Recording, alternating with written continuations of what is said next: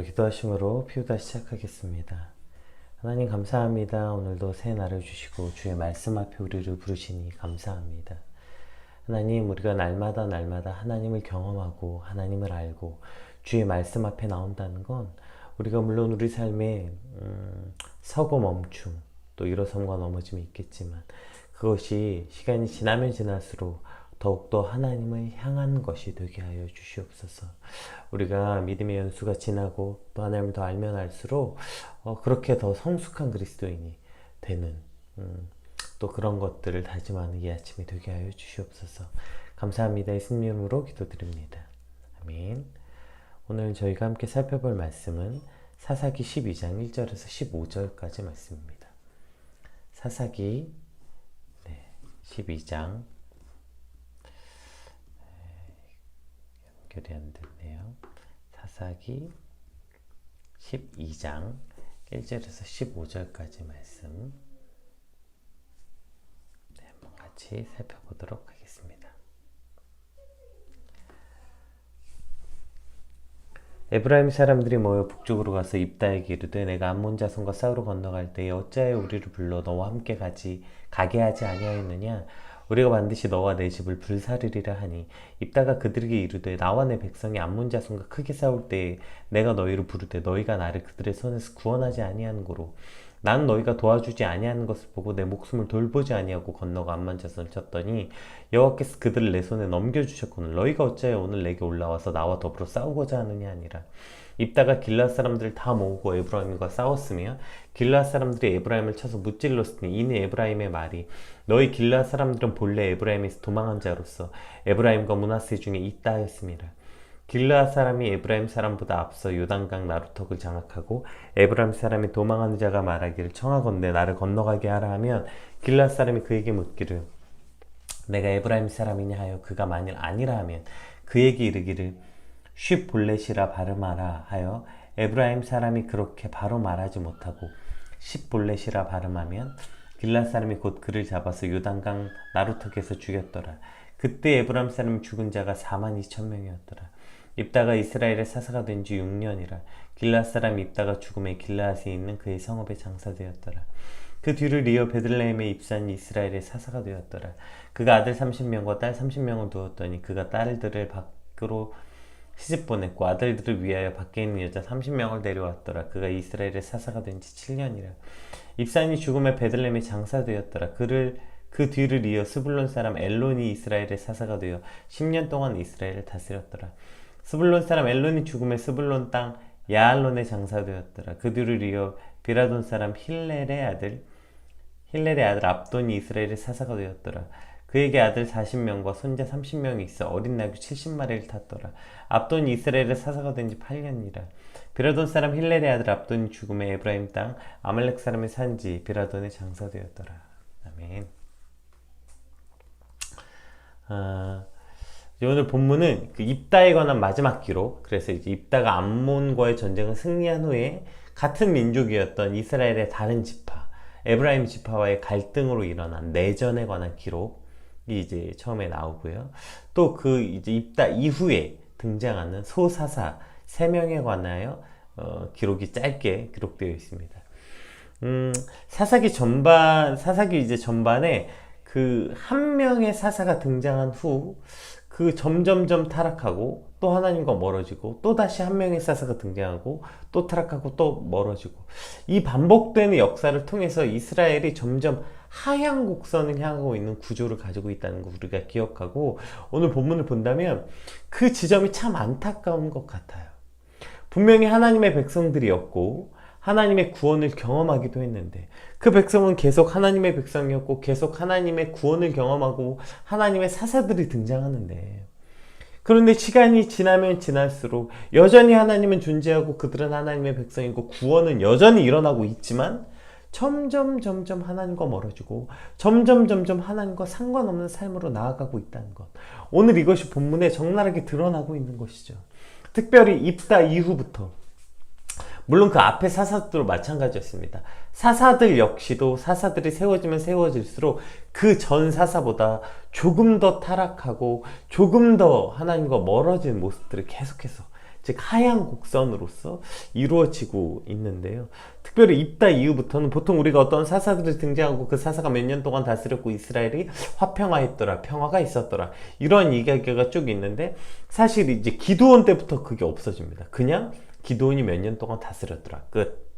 입다가 몇 년 동안 사사였고 어디에 장사되었더라, 입산이 뭐 몇 년 동안 다스렸고 어디에 죽었더라, 계속 엘론이 뭐 이렇게 되었더라. 이제부터는 그냥 이 기록만 있어요. 누가 사사였고 누가 뭘 했고 죽었다, 이렇게. 그리고 뭘 했는지도 이제 입다 이후로부터는 매우 사실 짧게 기록되어 있죠. 그러니까 입다 이후부터 사사들의 기록이 그들이 이스라엘을 위해서 무엇을 했는지, 또 하나님이 사사를 세우셔서 하나님께서 뭘 했는지에 대한 기록은 아예 없어요. 그냥 그러한 사사가 있었고 어디에 장사되었더라, 이렇게만 기록되어 있죠. 이것이 입산부터는 더 처참한 거 아닙니까? 소사사들 시대에 물론 평화의 시대였기 때문에 대사사, 그러니까 어제 PT 때 말했던 소사사가 뭐 존재 자체가 뭐 하찮은 사람이 소사사, 대단하고 위대한 사람이 대사사가 아니라 기록이 많고 짧음의 이야기라고 얘기했잖아요. 그러니까 어쨌든 소사사는 이 대사사 시대보다 평화의 시대였기 때문에, 전쟁이 없는 시대였기 때문에, 그래서 그것에 대한 어떤 특별한 히스토리가 기록되어 있지 않는 것이다 라고 말하기도 했지만, 그러면 아예 오늘 엘론 같이 그냥 기록이 아예 없어야 되는데 기록이 있는 게 문제예요. 근데 그 기록이 얼마나 어이가 없는 기록입니까? 우리 7절부터 한번, 오늘 뒤에부터 한번 살펴봅시다. 우리 7절에서 15절, 입다 이후부터 어떠한 일이 벌어졌는지 한번 우리 뒤에부터 살펴볼게요. 입다가 이스라엘의 사사가 된 지 6년이라 길앗 사람 입다가 죽음에 길앗에 있는 그의 성읍에 장사되었더라. 그 뒤를 이어 베들레헴의 사람 입산이 사사가 되는데, 그가 아들 30명과 딸 30명을 두었더니 그가 딸들을 바깥으로 시집 보냈고 아들들을 위하여는 밖에서 여자 30명을 데려왔더라. 그가 이스라엘의 사사가 된 지 7년이라 입산이 죽음에 베들레헴에 장사되었다. 그 뒤를 이어 스불론 사람 엘론이 이스라엘 사사가 되어 10년 동안 이스라엘 다스렸더라. 스불론 사람 엘론이 죽음에 스불론 땅 아얄론에 장사되었더라. 그 뒤를 이어 비라돈 사람 힐렐의 아들 압돈이 이스라엘 사사가 되었더라. 그에게는 아들 30명과 손자 30명이 있어 어린 나귀, 아들 40명과 손자 30명이 있어 어린 나귀 70마리를 탔더라. 압돈이 이스라엘의 사사가 된 지 8년이라. 비라돈 사람 힐렐의 아들 압돈 죽음에 에브라임 땅 아말렉 사람의 산지 비라돈 장사되었더라. 여러분, 이것이 뒤이은 사사들의 기록이라고요. 보세요. 입다 뒤를 이어서 입산의 기록이 뭐예요? 애 60명 낳았대요. 이게 그의 기록이에요. 애 60명이 낳으려면 그가 몇 명의 아내를 두었겠냐고요. 분명히 신명기 말씀에 너희가 그렇게 많은 철을 두지 말라고 이야기했는데, 근데 60명의 아이를 낳으려 얼마나 많은 철을 얻었겠으며, 게다가 한 일이 뭡니까? 며느리들은, 그러니까 딸들은 바깥으로 시집 보내고 이방 민족으로 시집 보내고 아들들 위해서는 바깥에서 며느리를 얻었다. 이것이 하나님이 강력하게 금하신 일 아닙니까? 근데 그가 사사로서 한 기록이 뭐예요? 게다가 60명의 아이를 낳았고 수많은 부인을 두었다는 건 그가 얼마나 사사로서 그 많은 권력을 누렸는지 반증하고 있는 거 아닙니까? 그러니까 그가 이게 무슨 풍요의 상징, 이때 정말 참 많은 자녀를 낳은 다산의 복을 얻었다, 지금 이런 이야기가 아니지 않아요. 그러니까 그가 입산이 사사가 되었는데 그가 한 일이 뭐냐고요. 도대체 그가 이스라엘의 사사로 한 일은 무엇이고 하나님을 위해서 한 일은 무엇입니까? 없어요. 그저 그가 얼마나 많은 걸 누리고 즐겼는지에 관한 이야기. 그리고 그가 오히려 하나님이 금하신 것을 행했던 사사인 것을 오늘 성경은 분명히 기록하고 있는 거죠. 그리고 엘론은 뭐 그냥 사사였다, 그냥 이렇게만 되어 있고, 그 다음에 또 누가 나와요? 압돈이 나오죠.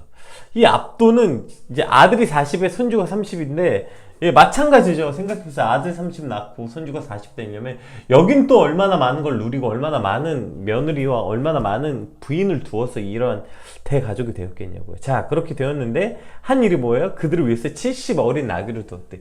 이 당시 이 어린 나귀라는 것은 굉장히 귀한 동물이었죠. 지금으로 따지면 그러니까 자기 자녀들에게 아파트 한 채씩 사준 거죠. 그들 이름으로 뭐 하나씩 해준 거죠. 아니면 뭐예요, BMW 같은 거 한 대씩 뽑아준 거죠. 그런 거 타고 살았다. 지금 이것이 그가 사사로서 기록된 기록인 거예요. 이게 참 안타까운 지점 아니에요? 그들이 사사로서 마치 왕과 같은 권세와 권력을 누린 것으로 기록이 끝이라고요. 사사로 세워졌다는 건 분명히 하나님의 부르심이 있었을 거고 하나님을 경험한 이들이었고 민족의 지도자 아니었습니까? 그런데 이들이 이러한 신앙을 가지고 이러한 삶을 살았다고 기록하고 있는 거예요. 그들이 사사로서 어떠한 하나님을 위한 삶을 살았다가 아니라 그저 자신들을 위해서 어떻게 살았는지만 기록하고 있는 거예요. 우리가 한 가지 착각하지 말아야 되는 게 믿음과 신앙의 성숙이 그 연수와 비례하지 않는다는 것입니다. 그러니까 우리의 믿음이 더하면 더할수록 우리의 신앙이 더욱더 성숙되고 더 깊은 믿음으로 나아가지 않는다는 거예요. 오히려 예수 믿은 지 10년이 지나고 20년이 지나면 지날수록 더 세속적이고 그냥 말만 뻔지르게 하고 그렇게 된 종교인만 남고 그 안에는 참된 믿음이 없는 경우들을 우리가 수없이 많이 보지 않습니까? 오늘 이스라엘의 사사들이 보세요. 이스라엘이 하나님을 경험한 시간이 점점 늘어나고 여러 사사가 세워졌으면 그러면 더 하나님을 깊게 경험하고 하나님의 뜻이 온전히 이루어지는 게 아니라 지금 어떻게 되고 있어요? 하향 곡선. 오히려 거꾸로 점점 믿음을 잃어버리고 그들의 연수가 길어지면 길어질수록 점점 하나님과 상관없는 삶을 살아가고 있는 이스라엘과 사사들을 오늘 본문은 보여주고 있는 겁니다. 내가 예수 믿은 지 10년이 되고 20년이 되고 30년이 되었으면 내 삶은 점점 기쁨이 넘치고 하나님을 더욱더 알아가야 되는 거 아닙니까? 그런데 오히려 내가 예수 믿은 지 10년이 지나고 20년이 지나고 30년이 지났는데 내 삶은 더 공허하고 내 믿음은 세상의 가치와 혼합되어서 끔찍한 혼종이 되어버린 것. 오늘 이것이 이스라엘의 안타까움이고 곧 이는 우리의 안타까움 아닙니까? 분명히 하나님의 살아계심도 알고 교회도 다니고 예수를 주로 시인했는데 왜 우리의 믿음은 하향 곡선을 향하는 삶이 되는 것입니까? 오늘 말씀 앞에 우리의 삶을 비춰봐야 되는 거예요. 나의 신앙의 경륜이 오래되었다고 그것이 반드시 성숙한 그리스도인이 되고 있다는 증명이 아니라는 사실을 기억할 때 오늘 우리는 정신을 바짝 차려야 되는 거예요. 오히려 믿음의 꼰대들처럼 야 나도 옛날에 열심히 했지, 야 나도 옛날에 다 해봤지, 야 나도 봉사 다 해봤지, 나도 교회에서 다 살아봤지, 야 나도 그렇게 일주일에 5일씩 6일씩 교회 다 다녀봤지, 야 나도 결혼 전에는 다 그렇게 청년 때엔 열심히 했지, 야 나도 애 낳기 전에는 다 열심히 했지. 뭐 그렇게 맨날 다 열심히 했다. 마치 옛날 얘기하는 것처럼 꼰대들처럼 야 내가 옛날에는 말이야 믿음에 맞아도 우리가 그렇게 정말 신앙의 꼰대같이 살고 있는 거 아닙니까? 맨날 옛날 얘기만 하면서 옛날에 갇혀서 나도 옛날에 열심히 했다. 여러분의 옛날에 열심히 오늘을 살게 하지 않는다는 것을 반드시 기억해야 돼요. 우리 옛날에 열심히 오늘 나를 구원하지 못한다는 것을 우리는 반드시 기억해야 돼요. 옛날에 나의 열심이 오늘 나의 믿음과는 오히려 정반대로 살아가고 있다는 거, 오늘 나의 믿음을 오히려 해치고 있다는 걸 반드시 기억해야 되는 것이죠. 우리가 살아가면서 물론 업앤다운이 있죠. 어느 날은 섰다 어느 날은 넘어지고 어느 날은 섰다 넘어지고 업앤다운이 있어요. 그러나 그것이 섰다 넘어졌다 섰다 넘어졌다 섰다 넘어졌다를 반복하면서 결국에 그 끝이 상향곡선, 하나님을 향한 길이 바로 믿음의 길, 이것이 바로 성숙의 길인 것입니다. 그런데 마치 업앤다운이 있으면서 점점 어딜 향해? 하향곡선, 넘어지고 서고 넘어지고 서고 넘어지고 서고 넘어지고 서고 넘어지고 서고 점점 하나님과 멀어지는 삶. 그 끝이 되면 정말 하늘과 땅의 차이의 갭이 차이 나는 것을 보게 돼요. 분명히 같은 한 믿음의 공동체로 시작했어요. 같은 교회 청년이었고 같은 단체에서 시작했습니다. 같은 사역자였어요. 분명히 출발점이 같아요. 둘 다 서고 넘어짐이 있었어요. 그런데 어떤 사람은 서고 넘어짐을 통하여서 성숙된 그리스도인으로 하나님께 향해 나아가고, 어떤 사람은 서고 넘어짐을 반복하면서 점점점 하나님과 멀어지고 세상과 가까워지는 삶을 살아간다는 사실을 반드시 기억해야 되는 것이죠. 오늘 말씀 앞에 저와 여러분은 어느 길을 택하고 있습니까? 우리는 서고 넘어짐을 반복하면서 우리의 10년 전보다 오늘 더 성숙한 그리스도인이 되어 있습니까? 아니면 마치 10년 전을 회상하듯이 야 나도 그때 열심히 했는데, 이러한 믿음의 꼰대가 되어 있습니까? 오늘 말씀 앞에 나는 어떠한 삶을 살고 있는지 기억해 봐야 되는 것입니다. 사사들의 기록처럼 점점점 하나님과 상관없어지는 삶이 아니라 시간이 지나면 지날수록 주님을 더 알아가는 삶, 시간이 지나면 지날수록 점점 나는 사라지고 오직 하나님의 기록이 쓰여지는 삶, 우리가 오늘 그것을 바라보고 꿈꾸는 것, 즉 하나님을 향한 상향 곡선이 죽을 때까지 이어지는 것, 주님 이것이 나의 삶이 되길 소망합니다. 이렇게 간절히 기도하는 이 아침이 되게 축복합니다. 이러한 부분에서 에브라임은 그 시간이 지나면, 그러니까 에브라임뿐 아니에요. 사사기에 등장하는 모든 이들이 사실 다 하얀 곡선을 그리고 있고, 특별히 그 중에 에브라임은 정말 그 대표적인 미성숙한 신앙의 그 어떤 대표적 지파인 것 같아요. 1절 한번 살펴볼까요? 이거 마치 데자뷰입니까? 에브라임 사람들이 모여 북쪽으로 가서 입다에게 이르되 내가 암몬 자손과 싸우러 건너갈 때 어찌하여 우리를 불러 너와 함께 가게 하지 아니하였느냐? 우리가 반드시 너와 내 집을 불사르리라. 이거 어디서 많이 본 거죠? 이거 기드온에게 와서 했던 짓과 똑같은 거 아닙니까? 기드온에게 와서도 이거 똑같이 한 거잖아요. 그렇게 지금 암몬과의 전쟁을 승리하자마자 같은 민족이었던 에브라임 지파가 와서 싸움을 거는 거예요. 그러니까 이게 마치 암몬이 와서 말도 안 되는 명분을 내세워서 땅을 내놓으라고 했던 것과 참 비슷하죠. 너희는 전쟁에 나가면서 왜 우리에게 도움을 청하지 않았냐? 이 말도 안 되는 명분을 가져와서 시비를 걸어요. 이거 기드온에게 와서 했던 것과 똑같잖아요. 기드온이 미든과의 전쟁에 승리했을 때 그때 와가지고 왜 우리에게 말 안 해서 너희만 공을 차지하려고 하냐 이렇게 따졌죠. 그때 기드온이 자신을 낮추고 우리가 한 일이 너희가 한 일과 비교가 되겠냐, 너희가 훨씬 더 대단한 사람들이다 이렇게 해줬죠. 자, 문제는 여기였던 것 같아요.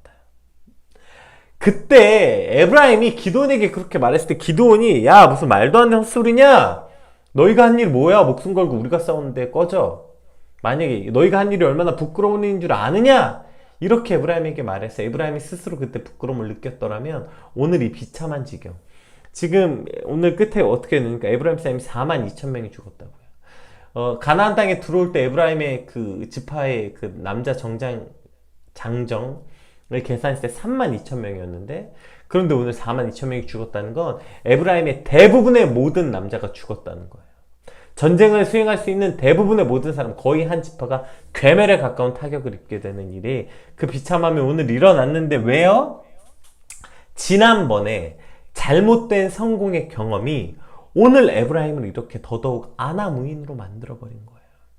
아, 이렇게 세게 나가면 되는구나. 야, 이렇게 세게 하니까 굽히는구나. 이렇게 잘못된 성공, 잘못된 방법의 성공을 경험했다고요.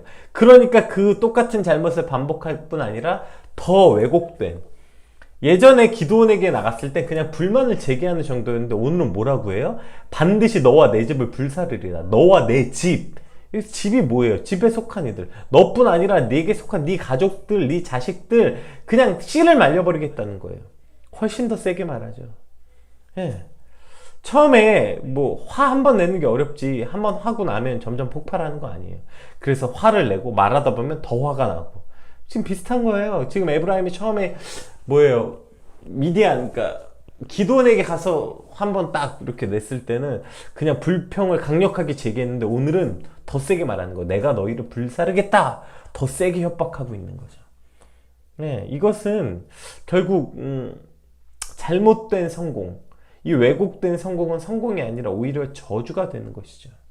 오히려 처음에 아까 말했듯이 기드온에게 말했을 때 그들이 따끔하게 혼나고 얼마나 그것이 추잡스러운 자신의 욕심을 채우기 위함이었는지 그들이 깨달았고 그 부끄러움을 알았다면 오늘 에브라임 지파가 이러한 멸문에 가까운 상황을 맞지 않았을 텐데, 근데 그때 그게 통했던 거예요. 그렇게 세게 한 게 통한 거예요. 그게 통하면 안 되는 건데요. 여러분, 이것이 지금 오늘 우리 가정 안에, 교회 안에서도 마찬가지 아닙니까? 야, 세게 나가. 야, 그 세게 나가야 돼. 세게 말해. 야, 그 사람 참 세. 여러분, 이 말이 칭찬 같아요? 제가 여러 번 말씀드렸잖아요. 세다는 말은 이런 뜻이라고요. 내가 신앙생활 한 지 10년, 20년이 되었지만 성숙은커녕 나는 조금도 성숙하지 못한 미성숙한 그리스도인입니다. 나는 그리스도의 사랑은 조금도 알지 못하는 그러한 사람입니다. 그러한 어떤 부끄러운 고백 같은 말이라고요. 근데 그걸 무슨 자랑스럽게, 야, 그 사람 진짜 쎄. 이게 무슨 자랑입니까? 오히려 그 욕이에요, 욕. 그러니까 차라리, 야, 걘 진짜 만만해. 야, 걘 진짜 호구야. 이거 말할 때, 이 얘기를 들을 때 오히려 우린 당당하고 자랑스러운 표정이어야죠. 야, 그 사람 진짜 세지 않냐? 야, 넌 진짜 세. 이건 진짜 부끄러워. 얼굴이 빨개져야 되는 이야기고, 오히려 야, 넌 진짜 만만해. 야, 넌 진짜 편해. 넌 좀 호구 같아. 이 말을 들을 때 오히려 우리가 자랑스러운 표정이어야죠. 그 말이 뭐예요? 내가 그리스도인으로 점점점 성숙한 예수님이 하신 말씀대로 살아가고 있다는 반증 아닙니까? 성경대로 살면 호구되는 거 당연한 거예요. 말씀대로 살면 만만한 삶이 돼야 되는 거예요. 센 사람이 아니라. 근데 뭐 그걸 내가 이겼다, 내가 이긴다, 내가 세다, 이 말이 얼마나 부끄러운 말인지 알아야 돼요. 아, 내가 이겼잖아. 아, 내 말이 맞아서 결국 내가 이겼잖아. 내 말대로 됐잖아. 이 말이 얼마나 부끄러운 말입니까? 내가 셌다, 내가 세다, 내가 이긴다, 이 말이 얼마나 부끄러운 것을 부끄러운 것인 줄 아는 그리스도인, 그 그리스도인이 바로 성숙한 그리스도인이 되고, 그것을 알아야 오늘 에브라임과 같은 일이 일어나지 않는 거예요. 그런데 통한 거야. 와, 세다, 이 말이 얼마나 부끄러운지 몰라. 오히려 세서 자기가 이겼다고 착각한 거죠. 그러니까 오늘 더 세게 나가는 거 아닙니까? 더 비참한 지경에 이르르는 거 아니에요? 심지어 나가서 자신의 욕망을 관철시키는 것을 뛰어넘어서 내가 너희를 다 죽여버리겠다, 이렇게 협박하는 정말 비상식적인 그리스도인이 되는 거 아닙니까? 우리가 예수 믿은 지 10년, 20년이 됐는데도 왜 이러한 비상식적인 그리스도인이 되는 거예요? 왜 도대체 엄마는 왜, 내 부인은 혹은 뭐 내 아빠는 교회에서만 좋은 사람이고 집에 오면 괴물이 됩니까? 왜 교회에서만 착한 사람이고 회사에선 그렇게 나쁜 사람이 되는 겁니까? 전혀 성숙하지 못한 그리스도인으로 살아가는 이유가 바로 여기 있는 거 아닙니까? 부끄러운 것을 부끄러운 줄 아는 그리스도인, 이기고 세다는 게 얼마나 부끄러운지 아는 그리스도인, 이것이 저와 여러분의 삶이 되길, 그래서 잘못된 성공의 경험이 우리의 삶을 망치지 않게 되길 소망합니다. 또 에브라임의 문제가 뭐예요? 2절에서 3절, 2절에서 4절까지 한번 볼까요? 자, 입다가 말합니다. 입다가 그들에게 이르되 나와 내 백성이 암몬 자손과 크게 싸울 때 내가 너희를 부르되 너희가 나를 그들의 손에서 구원하지 아니한 거로. 내가 너희에게 요청했는데 니네가 뭐 전혀 응답하지 않았잖아. 나는 너희가 도와주지 아니하는 것을 보고 내 목숨을 돌보지 아니하고 건너가 암몬 자손과 쳤더니 여호와께서 그들을 내 손에 넘겨주셨거늘 너희가 어찌하여 오늘 내게 올려와서 나와 더불어 싸우고자 하느냐? 그러니까 내가 너희에게 도와달라고 말할 때 너희 그때 들은 척도 안 해서 나는 목숨 걸고 가서 싸워서 이겼는데 이제 와서 무슨 나와 싸우고자 하느냐? 그 다음에 뭐래요? 입다가 길랏 사람을 다 모으고 에브라임 사람과 싸운 거예요. 길랏 사람들이 에브라임을 쳐서 무찔렀으니, 입다는 그랬고, 그럼 길랏 사람들은 왜 입다와 함께 에브라임과 싸웠는지 나오죠. 이는 에브라임의 말이 너희 길랏 사람은 본래 에브라임에서 도망한 자로서 에브라임과 므낫세 중에 있다 하였음이니라. 이 말이 길랏 사람들을 자극한 거예요. 이 말이 결국 길랏 사람들을 분노하게 했고 이 전쟁이 촉발되게 된 거죠. 그러니까 너희는 사실 뭐 길랏이란 지파가 있었어? 니네 그냥 우리에게서 파생된 자들 아니야. 우리에게서 도망한 자들 아니야. 이 말이 지금 길랏 사람들과 에브라임을 전쟁하게 만든 거예요.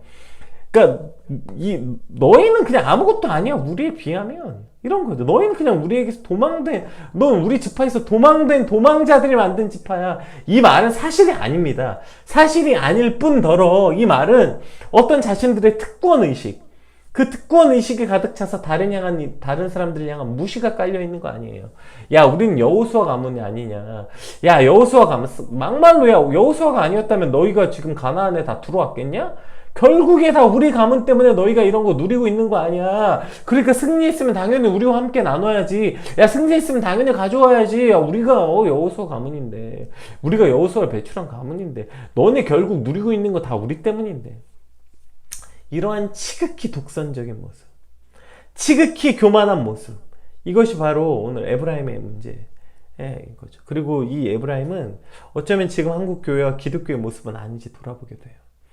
세상을 향해서 하나의 미랄이 되어 썩어지고 거름이 되는 교회가 아니라 더 많은 것을 누리고 더 유명해지고 싶은 특권의식에 사로잡힌 교회, 어떻게든지 유명해지려고 길을 쓰는 교회, 어떻게든지 더 크고 넓은 교회가 되려고 하고, 더 어떻게든지 소위 말하는 뜨는 목사가 되려고 하고, 에브라임의 에브라임의 특권의식이 결국 지금 우리 교회 혹은 나의 모습은 아닌지 돌아봐야 하는 것입니다.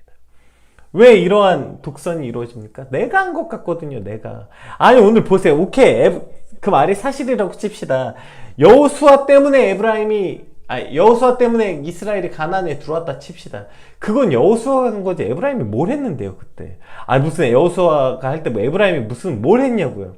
근데 그걸 왜 내가 한 것처럼 말해요? 무슨 뭐 한국 교회가 이 땅을 뭐 이 땅에 부흥을 이끌었고 뭐 맨날 그런 얘기 하잖아요. 뭐 교회가 복음이 한국에 들어와서 뭐 교회 의료가 세워졌고 학교가 세워졌고 뭐 그 복음 때문에 대한민국은 복음의 기초 위에 섰고 맨날 이런 말 해요. 그거 할 때 그 말 하시는 그분들은 뭐 했는데요? 본인들은 한 게 아무것도 없으면서 왜 그 특권을 누리려고 하냐고요. 그것을 위해서 정말 자신의 삶을 바친 사람들은 다 돌아가셨고 그분들은 정말 평생 주를 위해 살다 돌아가셨는데 근데 그 말을 하면서 그 말을 하면 그게 마치 자신의 권리가 된다고 착각하는 거 아닙니까? 그래서 말하는 거 아니에요. 그거 할 때 본인은 뭘 했는데요? 아무것도 한 게 없는데 마치 그저 자신은 한 것은 없고 누리기만 하겠다는 거 아닙니까?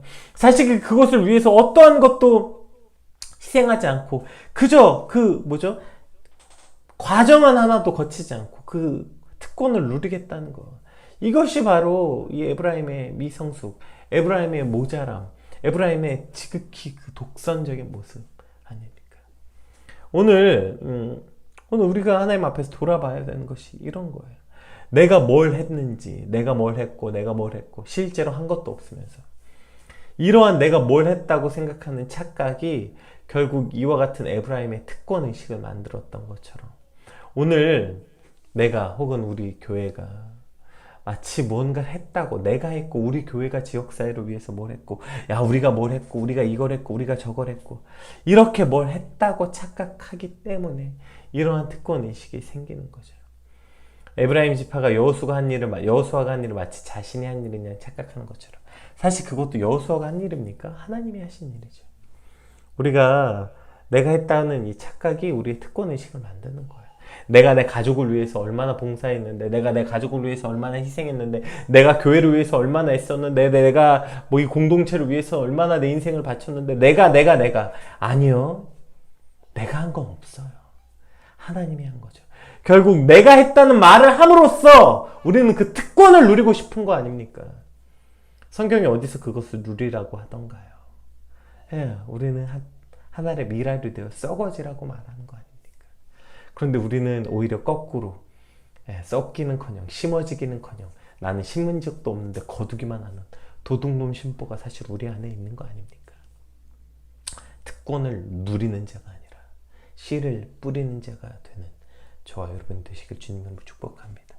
자, 그럼 입단은 어떻게 했습니까? 자, 입단이 이제 그렇게 해서 4절부터 6절에서 다 그 에브라임 사람을 쳐서 죽이는데 무려 죽은 자가 42,000명이었더라. 한 지파를 거의 괴멸시켜버립니다. 이것이 입다가 아니에요. 입다가 물론 화가 날 수 있죠. 길앗 사람들이 화가 날 수 있겠지만 그렇다고 해서 같은 동족을 이렇게 비참하고 처참하게 살해하는 게 말이 됩니까? 이렇게 해서 서로 싸워가지고 어떻게 돼요? 에브라임의 42,000명이 죽었어요. 그것이 블레셋이 이스라엘을 침공하게 되는 빌미를 주게 됩니다. 왜냐면 이제 전쟁할 만한 사람들이 없거든요. 에브라임 지파가. 야, 이스라엘 중에 그래도 그렇게 강력한 군대를 가지고 있었던 강한 지파가 무너졌어. 이것은 블레셋이 이제 이스라엘 침공하게 되는, 결국 자기들끼리 싸워 자멸하게 되는 거 아닙니까? 교회의 적은 교회다. 제가 오늘 잠깐 보니까 그 팀 켈러 목사님이 오늘 본문을 그 주석하는 말씀에 이렇게 써 있더라고요. 교회의 적은 교회다.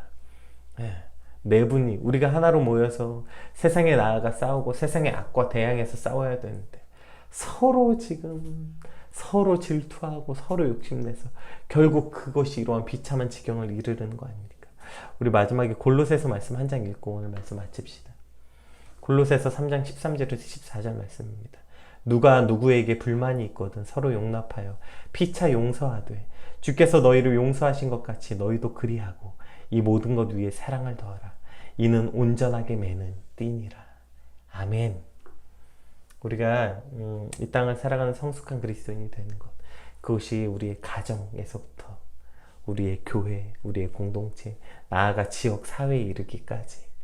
물론 억울한 일이 생기고 그 사람이 내게 저렇게 에브라임과 같이 말도 안 되는 명분으로 공격할 수 있겠죠. 그러나 그때 불만이 있거든.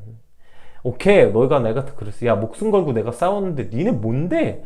같이 맞서 싸우면 내분이 일어나서 자멸하는 길뿐입니다.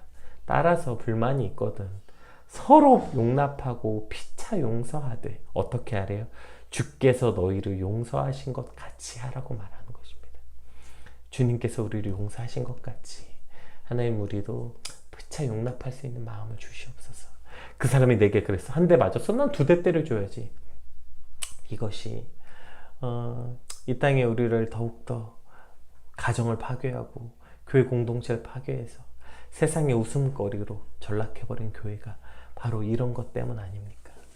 오늘 서로 용납하고 서로 용서하고 주님께서 나를 용서하신 것 같이 우리도 그렇게 용서하여 한 가정을 세우고 세고 막 내가 이겨먹으려는 게 아니라 그렇게 한 가정을 세워지고 한 교회가 세워지고 한 공동체가 세워지는 그곳에 저와 여러분이 사용되길 주님의 이름으로 축복합니다. 우리 받은 말씀 놓고 함께 같이 기도합시다. 하나님, 우리가 믿음 생활 하면 할수록 참 안타깝고 참 부끄럽게도 믿음의 하얀 곡선을 그리면서 살아가는 것이 아니라 업앤다운이 있어도 더 성숙한 그리스도인으로 살게 하여 주시옵소서. 그 대표적인 모습이 바로 이것. 우리가 맞서 싸우지 않고 이기려고 들지 않고 한 대 맞으면 2대, 3대 때려주려고 그저 특권의식에 사로잡혀서 무시하고 더 세게 나가는 것이 아니라 주께서 나를 용서한 것 같이 그렇게 용서하고 서로 용납하는 성숙한 그리스도인. 주님, 그것이 나의 삶이 되게 하여 주시옵소서. 우리 같이 받은 말씀 놓고 함께 같이 기도하겠습니다. 기도합시다.